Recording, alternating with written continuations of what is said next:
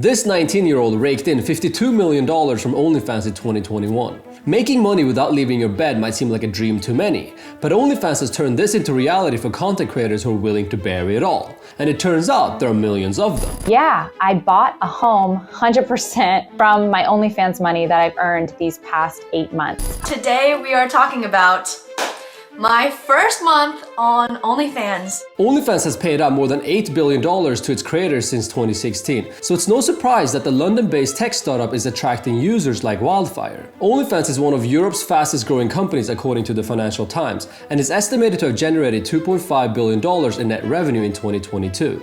But as the platform continues to grow in popularity, so are its threats. And one competitor in particular looks uniquely positioned to undercut OnlyFans in the coming years.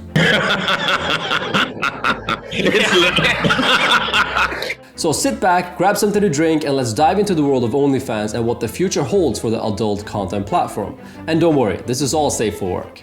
OnlyFans has had an eventful history since its initial launch in 2016. It was founded by then 33-year-old Tim Stokely, who convinced his older brother and their dad to launch a subscription-based platform that would allow creators to monetize their content without ads. YouTube shares 55% of its revenue with creators, Twitch shares 50%, and Snapchat, Instagram, and Twitter all share a generous 0%.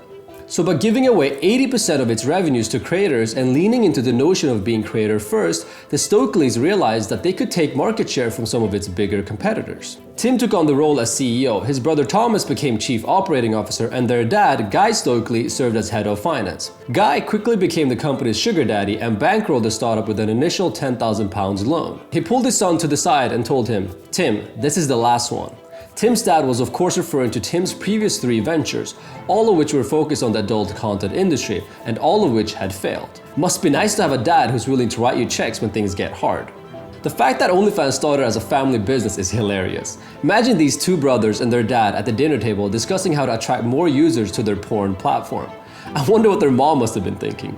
But you know what? Maybe it wasn't so weird after all. In November 2008, Mark Zuckerberg went on stage at the Web 2.0 Summit and said, "I would expect that next year people will share twice as much information as they shared this year. And the year after that, they will be sharing twice as much as they did the year before." The New York Times called this idea Zuckerberg's Law, and we've all been living in Zuck's vision of the world since then. Facebook exposed human behavior and our willingness to share what we're doing, who our friends are, and what we look like online. Every year since, we've become more inclined to share info and experiences with others online, whether that's getting into a stranger's car, renting out our apartment to a person we've never met before, or, as the Stokely family realized, show off every part of our bodies to eager subscribers. Through its unusually liberal content policies, OnlyFans gained traction among amateur and professional sex workers who served as the company's key growth driver.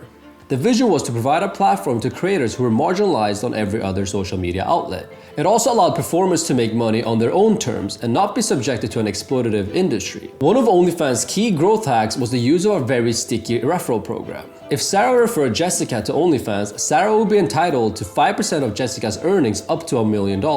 And there was no cap on how many creators Sarah could refer. Sounds like a great way to invest in your friend's twerking skills. Referral marketing is a proven growth hack, and companies like Uber, Robinhood, Tesla, and Morning Brew all successfully utilized some form of referral program in its early days. It turned out to be a big winner for OnlyFans as well. The company hit $100 million in creator payouts in 2018, and the Stokely success caught the attention of Leonid Radvinsky, a 36-year-old adult entertainment entrepreneur who bought a 75% stake in the company for an undisclosed sum. Timing in business is critical, and Radvinsky could hardly have timed his investment better. All film production, adult-related or not, came to a complete halt during the pandemic. Millions of lonely and horny people got stuck at home and OnlyFans boomed, quickly becoming a household name. In 2020, the company raked in $400 million in revenue, a 540% increase from the previous year. Most of this revenue came from American customers. No surprises there. The number of content creators on the platform grew to 1.6 million, including big names like Cardi B, DJ Khaled, and Rebecca Minkoff. According to Bloomberg, OnlyFans paid Radvinsky $517 million in dividends during a 2-year period between 2021 and 2022.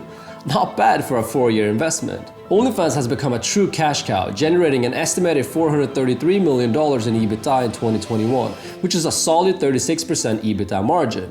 Assuming OnlyFans margin stayed the same in 2022, it means the company raked in close to $1 billion in EBITDA. That's absolutely nuts. So if OnlyFans is clearly crushing it, what's the big concern? Well, it hasn't been smooth sailing for the company, and it's about to get a lot worse. In October 2021, OnlyFans announced that they would ban sexually explicit content on its platform, only to reverse course 6 days later. Some industry insiders have called this a publicity stunt, but it demonstrates a bigger issue with the company's business model. Why even consider turning against your earliest supporters in the first place? It seems like a pretty dumb move. Imagine if Nike stopped selling running shoes or if McDonald's banned the Big Mac. Well, here's the thing. Access to reliable capital markets is critical for any growth company, but few financial institutions want to be associated with adult-related content. Banks and investment firms are generally held to strict standards, and some VCs are prohibited from investing in adult content per their LP agreements. Several deep-pocketed firms passed on investing in OnlyFans without even doing any serious due diligence for this very reason. Any other company with OnlyFans growth figures would be able to raise capital within minutes. Porn-related charges are also inherently risky for credit card companies like Visa, MasterCard, and American Express. When the wifey notices that you have OnlyFans-related charges on your credit card statement, what do you think most guys do? They claim it to be fraud.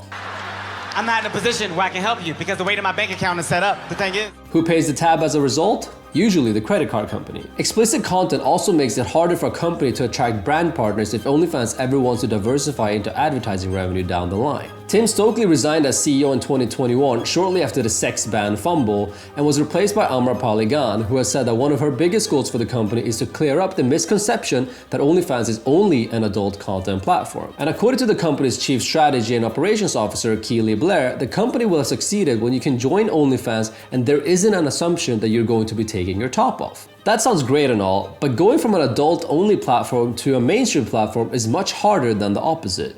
Which is why I think OnlyFans is going to face some stiff competition soon, but we'll get to that in a second. Interesting move, by the way, to replace the Stokely brothers with 2 women. It seems like a solid shift given that the majority of OnlyFans creators are female. By the way, how do people even get their hands on the OnlyFans app? Asking for a friend, I can't even find it on the App Store.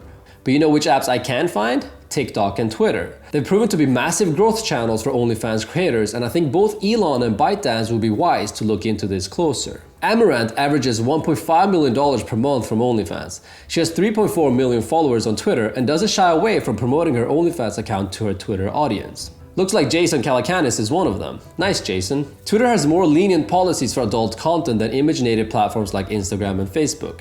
This makes Twitter the perfect thirst trap for people like Jason. Post a cute pic of yourself on Twitter, redirect Jason to your OnlyFans page, and then hit him with a paywall. But why would Elon and ByteDance let users leave their platforms in the first place? If creators like Amaranth are generating billions of dollars in revenue for OnlyFans every year, Twitter and TikTok should do everything they can to keep Jason and his friends on their platforms. Twitter is reportedly already working on a feature that would allow creators to monetize paywalled videos. Sex sells, and the market for online sex work is large enough that it could compensate for any fallout from advertisers. Patreon is one of OnlyFans' biggest competitors for non-adult content. Since 2013, Patreon has paid out approximately $3.5 billion to its creators. OnlyFans paid out $4 billion in 2021 alone. It goes to show how much value there is in sexually explicit content. What do you guys think? Do you think Twitter is going to launch an OnlyFans competitor? It sounds like a way better strategy than charging people for a blue checkmark, in my opinion. As for TikTok, they recently announced that creators will be able to restrict their content to adult-only audiences. Sounds like they're cooking something. Nudity will still be prohibited on the platform from now, but I wouldn't be surprised if they make a move into the adult content space soon.